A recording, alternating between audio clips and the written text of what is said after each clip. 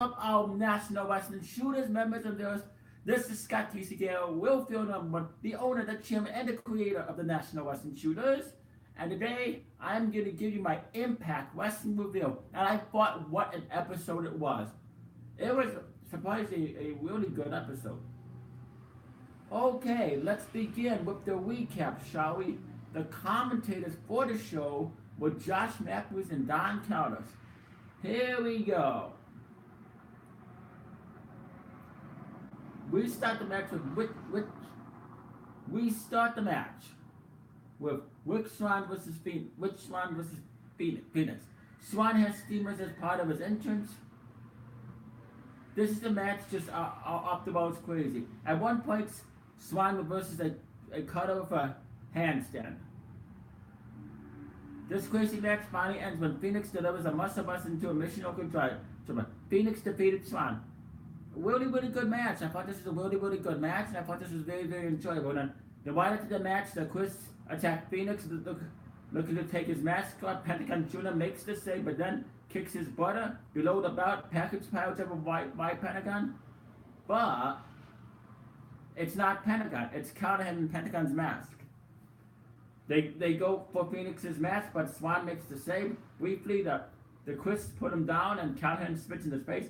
He takes up the mask, but here comes the real Pentagon, and he delivers a splash to all of OVE on the floor. I like this. I thought this was really good. I enjoyed this. I like this. I like what they're doing with Sami Callahan and Pentagon. They're really building the field up to be great. So in my opinion, it's very enjoyable. But I'm loving every single minute of it. And then, okay, let's see what's next, shall we? And then Josh Matthews asked Don Callis why they hired Killer Cross. Don says it's because he has a wrestling background, and they scooped him up before anyone else could get him. Interesting, very interesting. And KM finds Fallout Bob backstage trying to apologize.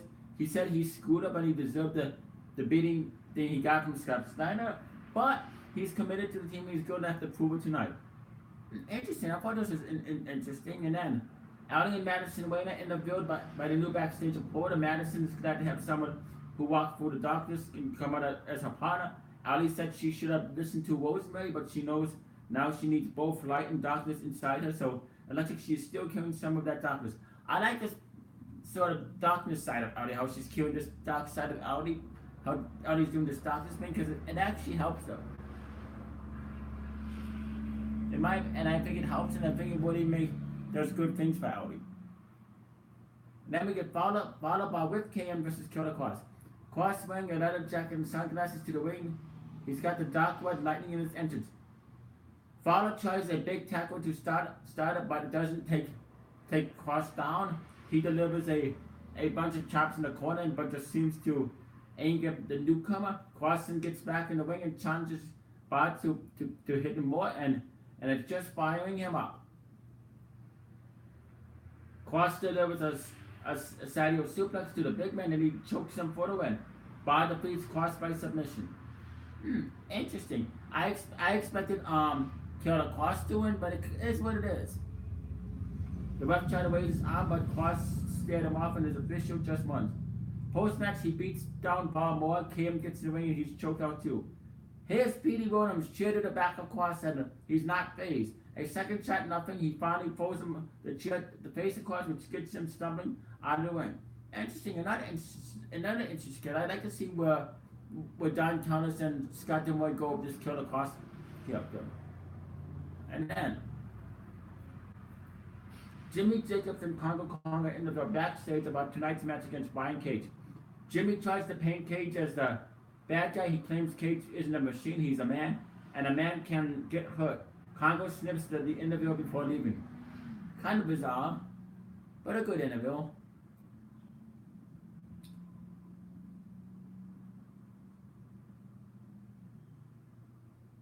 And then Jesse gets Scott backstage. Gama snaps his charges when they're celebrating too much. He tells them he'll take them them to the top, but that must be up the end. Okay, that was kind of interesting. And then it's Sue Young and her Maid of Honor versus Audi and Madison Wade, the wife of Josh Matthews. The West divides there too. The fate, when Wayne finally tags in, it looks like she has the win over the bridesmaid. But when the other bridesmaids start distracting, Ellie clears out the rest of them on the floor. But Sue tries to deliver the panic switch as she's spinning Madison. The ref gets knocked. Madison fights out and hits her finish, but the ref isn't there to count it. While he's down, Tessa Blanchard runs to the ring and starts laying into Wayne. But Ellie fights Tessa off. Madison recovers to deliver the cross train to the bridesmaid for the win. Winner, Ellie and Madison win. I thought this was really good. I like Madison Wayne and Ellie as a female tag team. See, ever since Don Callis and Scott D'Amore took over Impact Wrestling, I'm getting more and more impressed. I'm glad to be an Impact Wrestling fan again, thanks to Don Callis and Scott D'Amore. And then Santino and Ortiz are in the clubhouse with the King. The tag champs are defending Conan, but the King is pissed. He says he now should drop Conan when he wouldn't shake his hand, and he wants to see this magical proof. He's never. Ooh, I'm loving where this is going. We see the Gamas Singh training the hit squad. Gama doesn't care about their desires to water. He also didn't care about what Waju's knee was bothering him.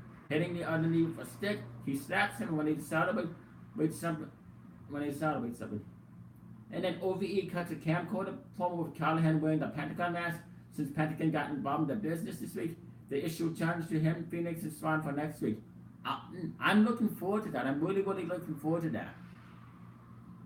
Then Aries interview package.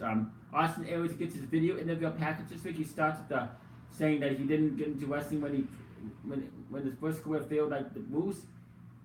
He calls Moose a title. He doesn't want to hear about sacrifice coming from him. Aries claims Moose comes from a war where someone else comes up with. The plan is just ready to execute. But Aries is a thinking man, and wrestling is his thinking man's game.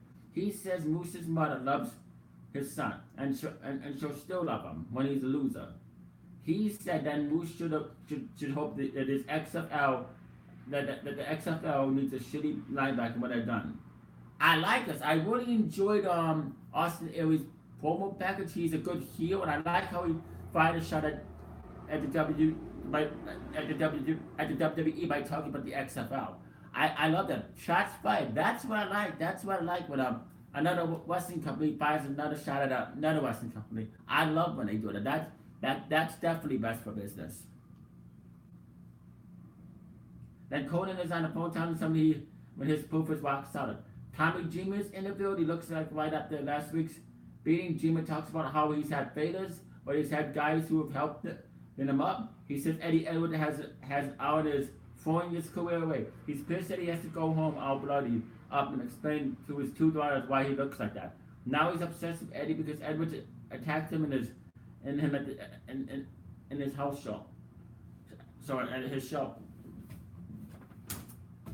I thought that was really good interview with Tommy Dreamer. I like this. I'm liking the feud between Tommy Dreamer and Sally Callahan. I'm really liking the tense. It's very, very tense. I'm really liking what Impact Wrestling is doing with this feud.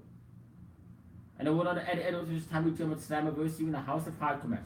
That's another match I'm looking forward to seeing. I really want to see that match. And then next week, D'Angelo Williams will return to Impact Wrestling to give us an update on moves. And then it's Rebel versus Katrina. Grado is in Katrina's corner. Katrina eventually picks up the win, but you're winning into a backbreaker. Katrina defeated Raphael. They then celebrating Conan. Katrina says she has a sunrise for Grado and asks him to close his eyes, and Joe Henry comes in singing about himself. Grado's pumped to see him.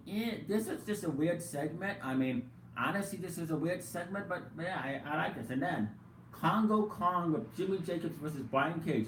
The winner faces Matt Sydal for the X Division title at Slammiversary. At one point, Congo Kong reverses a powerbomb into a Frankenstein, and at another point, Brian Cage delivers a 619. These men are wrestling like they're 100% pound lighter. In the end, Cage hits a massive suplex and then an F5 to pick up the win. Cage defeated Congo Kong. So it's Brian Cage versus Matt Sydal at Slammiversary for the X Division title. I like this match. I thought this is a really, really great match. Good back and forth match. The commentary from Josh Matthews and Don Callis was great. They really soaked this match. And then, This is the best segment of the night. It's Conan reveals his proof that King betrayed LAX. Conan comes out alone and calls out King, who comes out with Santina and Ortiz at his side. Conan tells Kingston that he has helped him out of plenty of trouble and gave him New York, and this is how he repays him. King wants to see the proof.